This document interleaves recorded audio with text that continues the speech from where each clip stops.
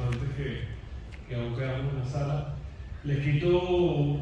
pocos minutos entre Eddie y mi persona. En mi caso voy a tocar temas de mercado internacional, que como algunos todos sabemos, tuvimos un año duro en el 2022 y un poco cuáles serían los puntos a tomar en consideración para este año 2023 en el tema que a nosotros nos concierne. Solo para comentar, AV Securities es una casa de valores fundada en Panamá desde el año 2012 y entre las casas de valores independientes, no tenemos un banco detrás, somos la casa de valores más grande de Panamá con aproximadamente $1.000 millones, $1 billón en activos dentro de AV Securities. Antes de comenzar esta presentación, yo quería compartir con ustedes dos fotografías para mostrar un punto muy importante que creo debe ser una conclusión a lo que yo voy a tratar de exponer, que demuestra que la bolsa, pues, los indicadores bursátiles normalmente son considerados predictivos o leading indicators de lo que pasa en la economía. Si nosotros pensamos, vemos una fotografía del 2020, el mundo estaba básicamente apagado, estábamos todos con mucho temor, las clínicas abarrotadas y los aviones grounded, pero la bolsa tuvo un rally importante por varios factores y llegó a caer casi 34%, terminó el año 16% arriba. Cuando hablo de esto, hablo obviamente del S&P como índice indicador de la bolsa americana, pero lo que quiero decir era que mientras el mundo estaba totalmente neutro, la bolsa tuvo un rally y solo comparándolo con el año pasado, en lo personal siento que el mundo se sentía un poquito así, caliente, de una fiesta, todo estaba lleno, la gente que ahorró, gastó dinero, el desempleo en los Estados Unidos muy bajito, sin embargo hubo una corrección importante en los mercados bursátiles, por ende creo que esto es algo a tener en consideración para lo que vamos a hablar. ¿Qué pasó en el 2022? No quiero llenarlos de números, pero podemos ver que el mercado americano en líneas generales cayó el S&P más o menos 18%, la tecnología en Estados Unidos casi 33%, y sin ahondar mucho aquí en este cuadro pueden ver muchos rojitos, anaranjados y pocos verdes, ¿no? El único refugio que hubo el año pasado fue el petróleo, que además fue por la razón equivocada y el parte de la energía subió por un tema de guerra entre Rusia y Ucrania, y por ende quizás un poco Brasil, que está muy correlacionado al tema petróleo, pero en realidad fue un año bastante malo. Y ahora me voy a remontar un poquito la historia. Los últimos 50 años, si nosotros vemos el desempeño del Standard & Poor's 500, el mercado americano, las barritas grises siendo el resultado final del año y los punticos rojos siendo a dónde llegó el mercado ese año, esta gráfica nos dice dos cosas. Una es que la volatilidad existe y que tenemos que vivir con ella y que tenemos que tratar de no entrar en pánico en los punticos rojos, porque normalmente pasan. Y otra es que en los últimos 50 años han habido solamente 10 años negativos del mercado, como tal, que cierra el mercado negativo. Entre ellos el más fuerte fue el 2008, que algunos recordamos, pero el año pasado no se queda muy detrás. Sobre todo, bueno, ahí ven el 2020 de la foto, el mercado tuvo 34% bajo y terminó arriba de 16%, ¿no? Vaya volatilidad, pero a veces toca surfear esas olas. Pero ¿cuál es la diferencia entre el 2022 y el 2008, por ejemplo, que es considerado un año muy negativo del mercado? Es que los bonos, ahí está la historia de renta fija, los últimos 70 años, los bonos cayeron de manera importante el año pasado, era de esperarse, porque hubo un ajuste importante en tasas, y cuando tú ajustas tasas, bueno, los bonos obviamente caen, pero no hubo refugio una vez más durante el 2022. Para poner esto en perspectiva, tomé el bono más largo americano, que es considerado la tasa libre de riesgo, risk-free rate. Imagínense ustedes una persona que hubiese tenido este bono que le rendía 1,5%, que es la raya roja, rendía 1,5% y hoy rinde como 3,7%, pero llevó 4,5%. Esa persona que tiene ese bono en su mano, que no le va a hacer default jamás, o por lo menos así ha sido históricamente, es la tasa libre de riesgo, tuvo una pérdida de precio casi del 40%, es decir, probablemente de 30 años de rendimiento en el precio, o sea, y todo justamente en uno más largo, que es más accesible para que sintamos todos el gran ajuste que hubo el año pasado en temas de bonos de renta fija, y esto obviamente es el gran líder y marca la pauta de todo lo que pasó después del mundo de los bonos. Pongo un ejemplo de un bono aquí de Panamá en 2056, también estamos tomando un bono muy sensible para hacer el ejemplo más representativo. Bueno, Panamá rendía 3,5, la de rayita roja, más o menos antes de que empezaran estos ajustes, y hoy en día rinde casi 7% de la deuda larga. Esto hizo que el bono, al igual que el Tesoro americano, cayera en precio de manera importante, lo cual también significa para que no tenga bonos que hoy en día hay una oportunidad, un rendimiento de los bonos en líneas generales en el mundo que no se veía hace más o menos 15 años. Y bueno, ya para no hablar tanto del pasado, tenemos 40 días, este año ya más o menos transcurrido,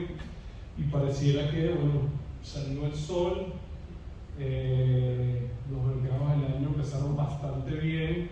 Ahí ven en la última columna muchos verdes. Lamentablemente no podemos anualizar estos retornos, ni podemos retirarnos del partido ahora 40 días down the road, pero el año empezó bastante bien. Algunos consideran que esto puede ser un bear market rally, es decir, una corrección hacia una subida dentro de un mercado bajista. Obviamente que nadie lo sabe, sin embargo,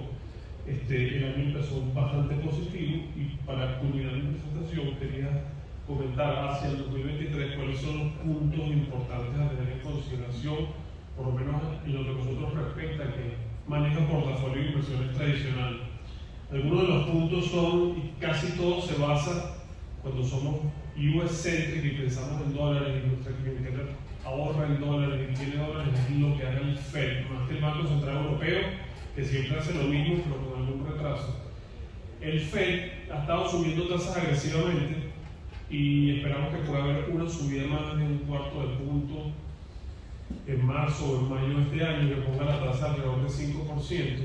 Pero la data de empleo en Estados Unidos sigue siendo muy sólida. Acaban de agregarse 517,000 empleos a los Estados Unidos después de todos los despidos que hubo en el mundo de la tecnología, y eso hace que la Fed quizás se sienta cómoda en mantener las tasas altas durante este año 2023, que en algún momento se esperó que a final de año las tasas podrían empezar a bajar. De no ser así, o sea, si el Fed en realidad se siente cómodo y la economía sigue, como lo dije en la primera lámina, un poco de ese sentimiento que está caliente, por lo menos en términos de empleo, ellos podrían mantener la tasa alta, y esto generaría obviamente consecuencias en los reportes de las empresas y sus ganancias para los próximos trimestres, el ahorro del consumidor americano, por ende el consumo, el real estate, y ese enfriamiento de la economía que quisiera hacerse paulatinamente para no crear un hard landing. Pareciera que es posible. La inflación se ha controlado un poco, y por ende nosotros,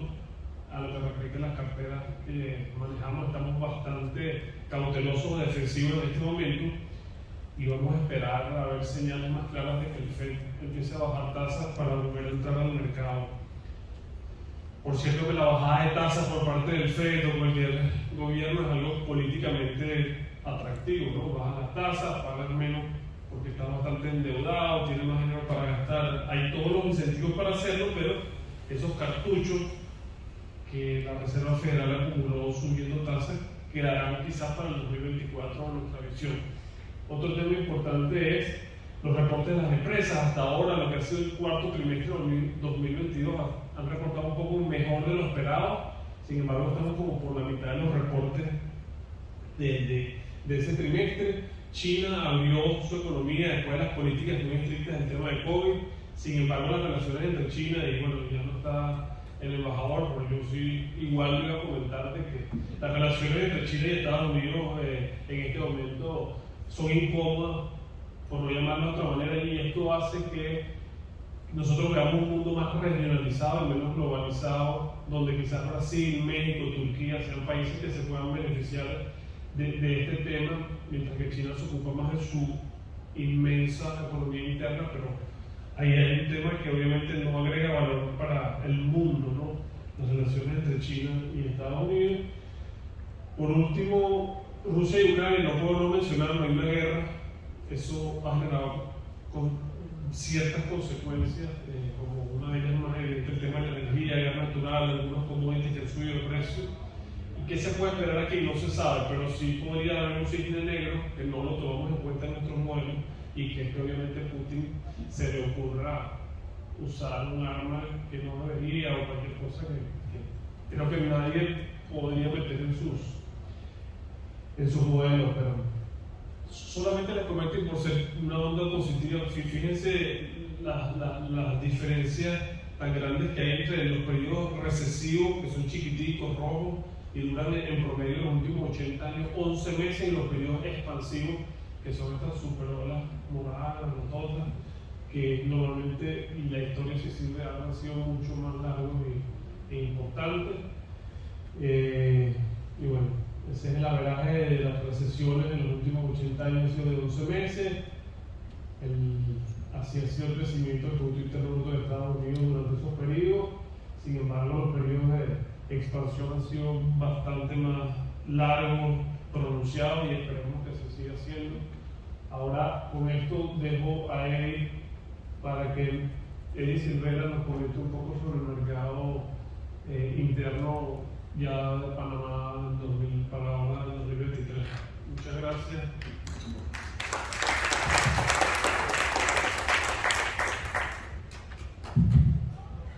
Hola, buenos días. Bueno, gracias a todos por acá por asistir y por compartir una velada tan interesante esta mañana, donde hemos visto varios temas muy importantes para Panamá. Y bueno, me toca a mí un poquito hablar del mercado de valores panameño para el 2023 y un poquito ver las perspectivas de este mercado, ¿no? La verdad que el mercado de valores en Panamá, con el paso de los años, se ha venido implementando, se ha venido sofisticando. Yo creo que ha estado en constante crecimiento, y yo pienso que tanto desde la Bolsa de Valores como la Superintendencia del Mercado de Valores ha habido todo el proceso de colaboración e intención para cada vez más atraer inversionistas de afuera. Aquí en esta lámina pueden ver un ecosistema en donde vemos una mayor profundización por todos los actores que participan en el mercado de valores para este año, en donde tenemos más de 59 casas de valores, 53 asesores de inversión, 53 sociedades de inversión, y también por todo el esfuerzo regional que se ha tenido con otros países en Centroamérica e inclusive en la región de Latinoamérica, más de 6 operadores remotos, que eso es un gran avance. De hecho, yo he tenido la oportunidad de conversar con casas de valores en otros países como Costa Rica, El Salvador y Guatemala, y cada vez más hay interés de profundizar las negociaciones cruzadas entre las bolsas de valores entre Panamá y sus países, y cada vez más hay entornos regulatorios que favorecen este tipo de integraciones, ¿no? Un mercado con más de 2.038 analistas y corredores, 2.869 personas naturales, o sea, es un mercado bastante completo, y esto confirma un poquito la presentación que se hizo, la presentación que nos dieron recientemente, donde definitivamente Panamá sigue siendo un hub importante para todo el tema financiero para la región. Un poquito a nivel de emisiones, para el año 2022 fue un muy buen año para el mercado de valores en Panamá. Tuvimos más de 266 emisiones registradas y 3.029 millones de dólares, pero lo bonito de esta cifra es que el 68% han sido emisores nuevos, o sea que cada vez hay nuevos participantes, tanto sobre todo en el mercado local, participando, y de empresas extranjeras ubicadas en Panamá participando en el mercado, tanto en lo que es la renta fija más que todo, y también algo de renta variable, ¿no? Los sectores importantes, el sector financiero sigue siendo bancos, financieras, instituciones relacionadas al segmento seguros, sigue siendo un sector importante en el proceso de emisión de este tipo de valores, 31% del sector inmobiliario, y bueno, creo que todo el proceso, y gracias a la Superintendencia del Mercado de Valores, todo lo que es el proceso de la ventanilla virtual y la ventanilla única, creo que eso ha agilizado todo el proceso desde que va desde el prospecto, todo el tema de entregar todos los recaudos para la emisión, ya sea de bonos o cualquier tipo de emisión de security o valor en el mercado, y eso ha ayudado mucho para facilitar eso. y eso hace que cada vez más emisores estén interesados en participar. Un tema importante, bueno, ya lo hemos mencionado en presentaciones anteriores en otros foros, en años pasados, es con la pandemia, se tuvo, obviamente, algunos emisores se vieron afectados, pero la gran parte de ellos modificaron sus términos y condiciones, en donde fueron aceptados por los tenedores de los bonos, pues, principalmente, y de los valores comerciales negociables que se emitieron. Y si ven ahí, bueno, tanto el sector financiero, inmobiliario, industria, comercio, infraestructura y turismo han participado en este proceso de términos y condiciones, y lo bueno que vamos a ver en la lámina siguiente es que hemos tenido durante los últimos 4 años el pago de capital de $2.123 millones, dividendos 334 millones e intereses 454 millones. Esta lámina es muy importante porque demuestra la confiabilidad que obviamente la mayoría de las emisiones del mercado, a pesar de la pandemia, que fue un periodo duro tanto para los bancos como para los emisores, a nivel crediticio se pudo reestructurar y se han recibido los pagos importantes. Entonces eso da muestra y fe de la muy buena labor que tienen tanto las casas de valores que emiten, como las calificadoras de riesgos,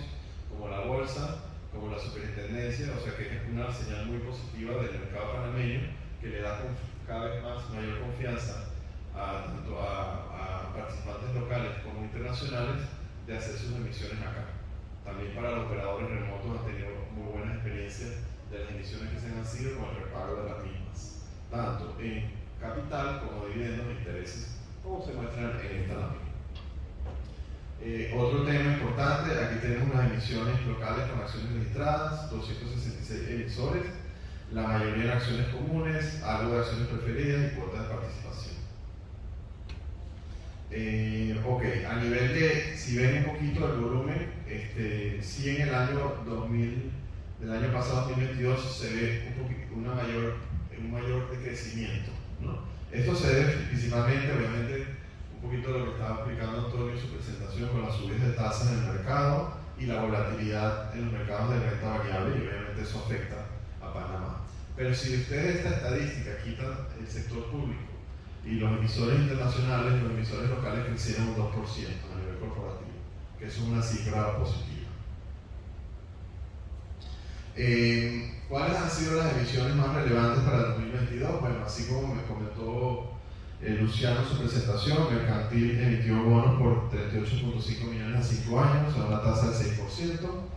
En julio del 2022 tenemos el gobierno panameño, emitió bonos globales por 1.500 millones a finales del año pasado, 2035, un cupón de 6.4%. También Supermercado Extra registra acciones ordinarias, el primer corporativo que lo hace de ese perfil, para negociar el mercado secundario por 45.6 millones, con 250 nuevos inversionistas en agosto. La multilateral CAF regresa al mercado panameño con emitir 200 millones a 20 años, una tasa del 3,5%, obviamente hace un ente multilateral de relevancia. Y Coches también ha emitido valores comerciales por 10 millones y bonos corporativos por 90 millones, han sacado sus series, en donde también hicieron el pago de parte de las acciones, ¿no? Lo bonito de todo esto es que la mayoría de todas estas emisiones ha sido para invertir en Panamá y hacer crecer el país y para incrementar negocios desde Panamá o para Panamá. Entonces yo creo que es un gran valor y eso nos enorgullece siendo nosotros participantes del mercado de valores de Panamá, para que sigan dándose este tipo de levantamientos de capital y de financiamiento y de fondeo fuera de la banca, también para aportar y apoyar el crecimiento del país. Y lo mismo esperamos que ocurran eventos relevantes para el 2023. Ya por último, bueno, siempre es un tema que toco en mis presentaciones del mercado de valores, el tema de criptomonedas. Obviamente ha sido un mercado bien complicado y obviamente son inversiones muy especulativas y alternativas, aunque en el tema de trading son activas. Estaba la ley que pasó por la Asamblea Nacional y fue aprobada, pero el Ejecutivo la volvió a la ley 697, que permite o tratar de regular el tema de servicios de activos digitales, pero básicamente en Panamá tomará un poco más de tiempo para que este mercado se active directamente. Aunque esto está permitido bajo la ley panameña, transaccionar en criptomonedas, no es un mercado que todavía está regulado, pero obviamente es un mercado que aunque se ha reducido a nivel global, es un mercado que queda y en base a eso nosotros tenemos que acompañarlo para que se haga de una manera responsable. Bueno, con esto termino la presentación, espero que les haya dado un pantallazo importante y la verdad que esperemos que este año 2023 sea un excelente año también para todos los participantes que estamos en el mercado de valores en Panamá. Muchas gracias.